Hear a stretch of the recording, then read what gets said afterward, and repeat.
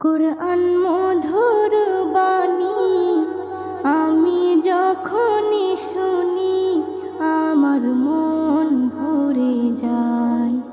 কুরআন মধুর বাণী আমি যখনই শুনি আমার মন ভরে যায়।